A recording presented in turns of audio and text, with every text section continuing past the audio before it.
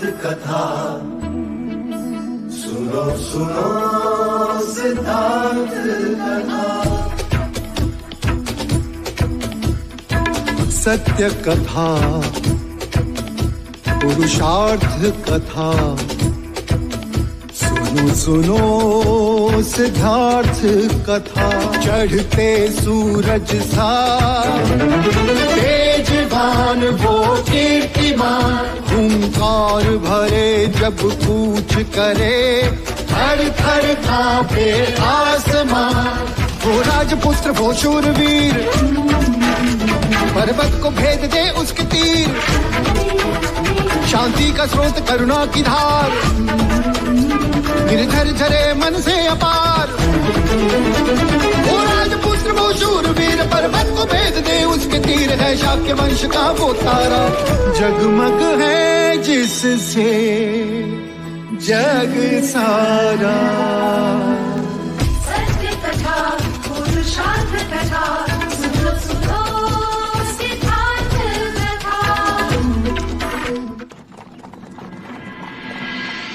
रुक जाइए।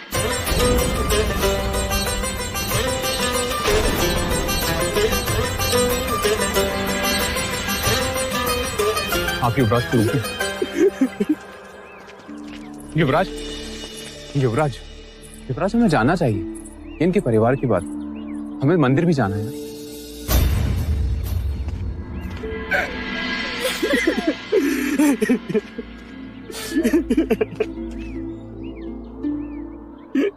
ये क्या कर रहे हो आप? एक गरीब मनुष्य कर भी क्या सकता है। मैं अपने अमृत पुत्र को नदी में बहा रहा हूँ। पर आपने तो इसे आरोग्य धाम भेजा। भाग आया वहां से, हमसे दूर नहीं रह पाया। क्या पता आखिरी बार मिलने आया था। और मेरी विवशता देखिए युवराज, मैं अपने पुत्र का अग्निदाह करके उसे मोक्ष भी नहीं दिला सकता। इसे नदी में बहाना पड़ेगा। अग्निदाह क्यों नहीं दे सकते? मेरे पास ब्राह्मणों को देने के लिए धन नहीं है, और बिना दक्षिणा ब्राह्मण दाह संस्कार नहीं करेंगे और मंत्रोच्चार नहीं होगा। मेरे पुत्र को सद्गति नहीं मिलेगी और मोक्ष नहीं मिलेगा। मोक्ष? ना तुम जानते हो ना मैं, केवल ब्राह्मण जानते हैं, और वो भी वेदों की दृष्टि से, जिनमें मोक्ष की परिभाषा तो है पर प्रमाण नहीं। पर क्या तुम पूरे विश्वास के साथ कह सकते हो कि ब्राह्मणों के मंत्रोच्चार से तुम्हारे पुत्र को मोक्ष प्राप्त होगा, उसको सद्गति मिलेगी? क्षमा करे युवराज, हम लोग परंपराओं पर चलते हैं। परंपरा ही हमारी श्रद्धा है, और श्रद्धा के प्रश्न पर प्रमाण नहीं देखते। क्योंकि ऐसा करना वो भी एक परंपरा है। ये तो वही हाल हुआ कि एक मनुष्य की आंखों वेदों की पट्टी बांध उसे श्रद्धा की जंजीरों से जकड़ दिया जाए और खाई में लटका दिया जाए, और उससे कहा जाए कि यदि तुम इन जंजीरों को तोड़ोगे तो खाई में गिरोगे, और यदि नहीं तोड़ी तो जीवित रहोगे पर लटके रहोगे। और जीवनांत वो मनुष्य श्रद्धा की जंजीरें थामे संसार की खाई में परंपराओं के नाम पर लटका रहता है। फिर भी मंत्रोच्चार से मोक्ष प्राप्त होता है, सद्गति मिलती है, और ऐसे मिथ्या वचन में तुम मानते हो तो सजाओ चिता। केवल तुम्हारी खुशी के लिए आज ब्राह्मण भी आएंगे और तुम्हारे पुत्र का अग्नि संस्कार भी होगा। चन्ना, युवराज,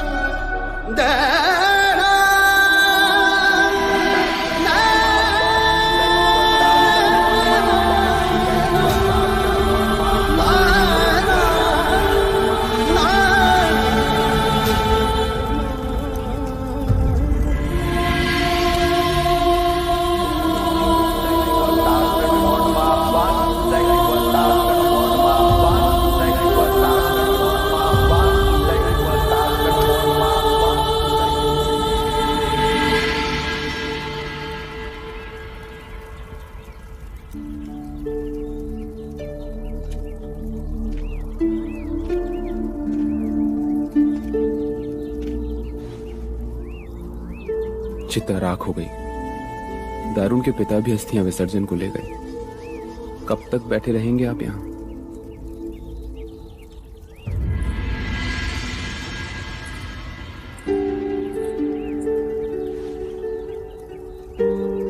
क्यों होती है जीवन के प्रति इतनी घृणा? क्यों उठते हैं प्रश्न? यदि जन्म से मृत्यु की ओर दौड़ है तो जन्म ही क्यों लेते हैं? पंच महाभूत का ये शरीर क्यों राख हो जाता है? क्यों वैराग से मन भर जाता है? क्यों सारा संसार मिथ्या लगने लगता है? इसे विषाद योग कहते हैं युवराज। जब भी यम अपने अधिकार का उपयोग करता है, इस योग का जन्म होता है। जब भी मृत्यु होती है, मन विषाद से भर जाता है। परंतु ये योग क्षणिक होता है। कुछ दिन ये सब उसे याद करेंगे और फिर भूल जाएंगे। कुछ दिनों बाद दारुण भी अपने बड़े भाई को भूल जाएगा। यही संसार का चक्र है। कुछ दिनों पहले वो था, अब नहीं। कुछ दिनों तक हम रहेंगे, फिर नहीं। युवराज, मनुष्य को व्यवहारिक बनना चाहिए। मृत्यु से ना सूरज चांद का उगना बंद होता है, ना बादल का बरसना।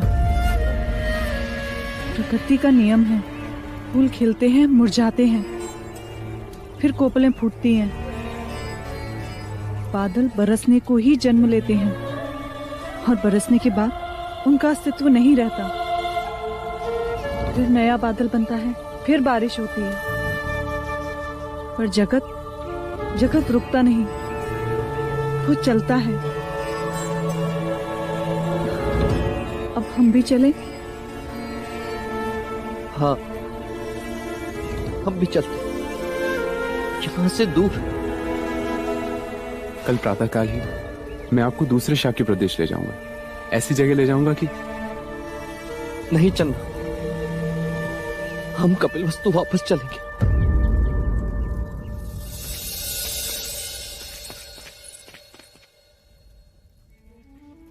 इसके सिवा सारे वस्त्र बांध दो। जी।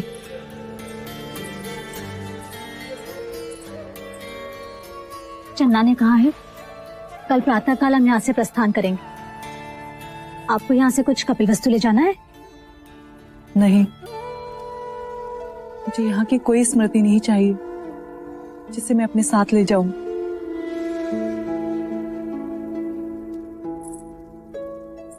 युवराज की तरफ आपका मन भी अप्रसन्न है। एक सुझाव दूं, युवराज को ये शुभ समाचार दे ही दीजिए, फिर देखिए कैसे उदासी दूर हो जाती है। रात में भी दिन निकल आएगा। लोशिका, इस समय वो जीवन के आनंद का नहीं, जीवन के दुख का अनुभव कर रहे हैं। इस समय उन्हें ये समाचार दूंगी तो उनके चेहरे पर वो आनंद ना होगा जो मैं अपनी संतान के लिए देखना चाहती हूँ।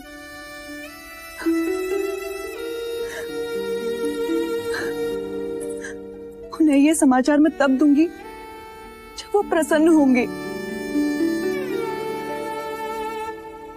मैं आपकी वेदना समझ सकती हूँ राजकुमारी, चाहते हुए भी आप ये समाचार उन्हें नहीं दे सकते। पर देखिएगा, कपिलवस्तु पहुँचते पहुँचते सब ठीक हो जाएगा। इस समय मुझे माँ प्रजापति की बहुत याद आ रही है। बस किसी भी तरह यहाँ से निर्विघ्न कपिलवस्तु पहुँच जाए लोशिका।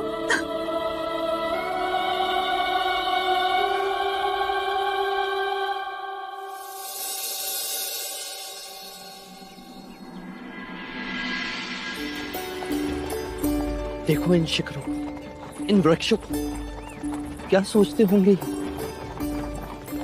क्या कुछ नहीं देखा होगा गोपाइनों ने? फिर भी ये इतना शांत कैसे रहते होंगे? और हम मनुष्य? रुक जाओ, मत करो इतना अत्याचार। मत करो हम पर इतना अत्याचार, मत करो। ईश्वर हमारी रक्षा करो ईश्वर, परिवार का निर्वाह कैसे करूंगा? ठहरो, क्या अपराध है इसका? तुम्हारा क्या अपराध है? कुछ नहीं। तो फिर क्यों अकारण बीच में आकर अपराधी बन रहे हो? भूख लगी है तो खाना खाओ, कोड़े खाने पर क्यों तुले हो? तुम जानते हो तुम किससे बात कर रहे हो? जो भी हो, हमारे पास राजा तपोधन का आदेश है। ये शाक्य गणराज्य के महाराज शुद्धोधन के पुत्र युवराज सिद्धार्थ हैं। क्षमा युवराज। युवराज, युवराज, कहो क्या है ये सब? क्षमा करें युवराज, राजा तपोधन का आदेश है कि सारे व्यापारियों से कर वसूला जाए। युवराज, वो कर तो ये हमसे पहले ही ले जा चुके हैं। ये अतिरिक्त कर है, युद्ध के कारण राजकोष को भारी क्षति पहुंची है। बंद करो ये अतिरिक्त कर लेना। किसानों से लगान लेते हो, व्यापारियों से कर लेते हो, गरीबों से उनकी रोटी छीनते हो। जब प्रजा ही नहीं रहेगी तो राज किस पर करोगे? कह देना राजा तपोधन से कि युवराज ने विनती की है, ना माने तो आदेश भी मिल जाएगा। उठाकर रखो ये बोरिया जहां से उठाई थी। युवराज सिद्धार्थ की, युवराज सिद्धार्थ की, युवराज सिद्धार्थ की, युवराज सिद्धार्थ की, युवराज सिद्धार्थ की, युवराज सिद्धार्थ की, युवराज सिद्धार्थ की, युवराज सिद्धार्थ की, युवराज सिद्धार्थ की, युवराज सिद्धार्थ की, युवराज सिद्धार्थ की, युवराज सिद्धार्थ की, युवराज सिद्धार्थ की। क्या ढूंढ रहे हो युवराज? महादेवी प्रजापति को? ना, माँ को। महादेवी प्रजापति तो महाराज के साथ गई हैं। और महाराज कहाँ गए? महादेवी के साथ। और वो दोनों कहाँ गए? एक दूसरे के साथ। लो, जो सामने है उनका तो मान नहीं, और जो ना दिखे उनकी पूछताछ। क्षमा करें काकी माँ, पर कोई बात नहीं पुत्र, पर तुम अचानक लौट क्यों आए? तुम्हें तो पूरे शाक्य गणराज्य का भ्रमण करना था। हाँ काकी, वहाँ मन अप्रसन्न रहता था और आप सबकी याद भी आती थी, इसीलिए हम लौट आए।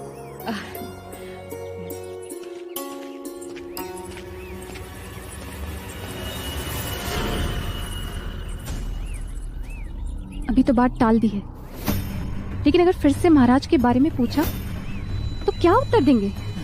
वही करेंगे जो अभी किया। क्या? अभिनय।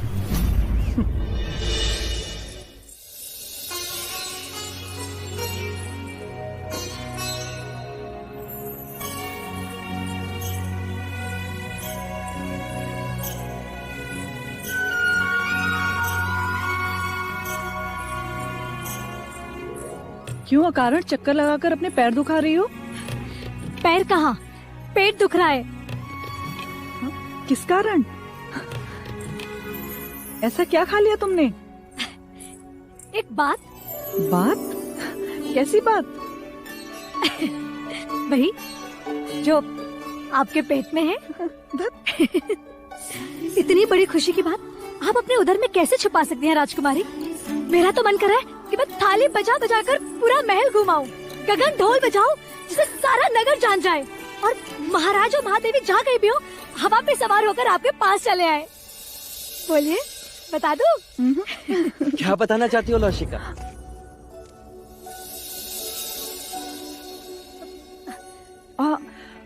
यही कि हम दिए जलाने मंदिर जा रहे हैं।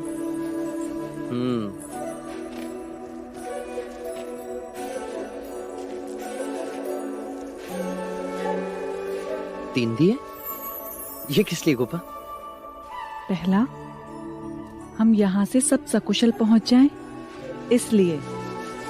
और दूसरा दीपक, हम वहाँ से सकुशल लौट आए, इसीलिए। और ये तीसरा दीपक?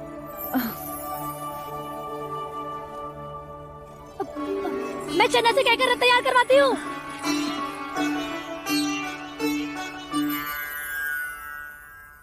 तुमने बताया नहीं गोपा, ये तीसरा दीपक किस लिए?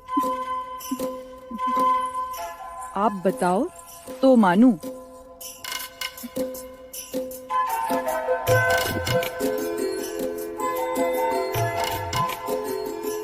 आज कोई त्योहार है? नहीं। तो आज किसी का जन्मदिन होगा?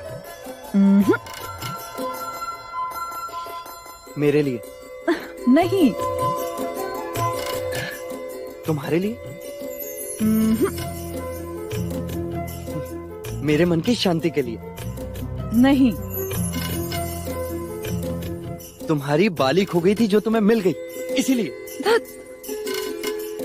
तो फिर किस लिए गोपा? ये दीपक स्वयं दीपक के लिए। स्वयं दीपक के लिए? हाँ, उस दीपक की जो पूरे राजमहल में सबकी आंखों में, सबके मन में उजाला ही उजाला कर देगा। क्या? किसकी बात कर रही हो गोपा?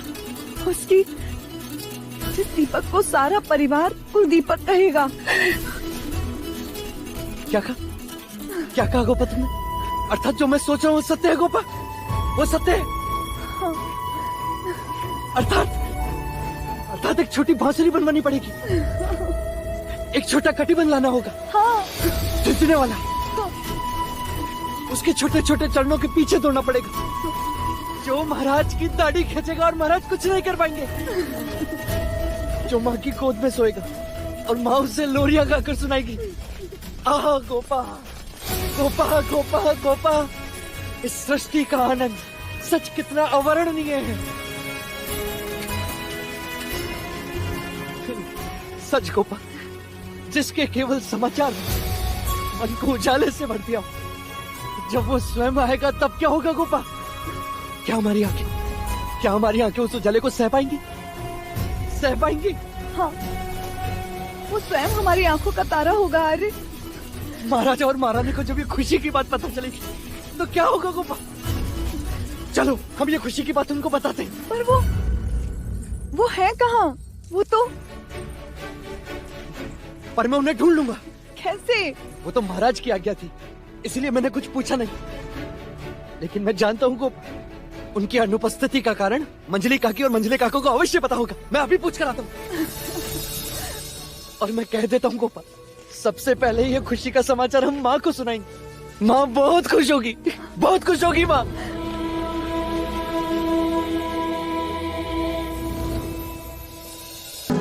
सत्य कथा पुरुषार्थ कथा।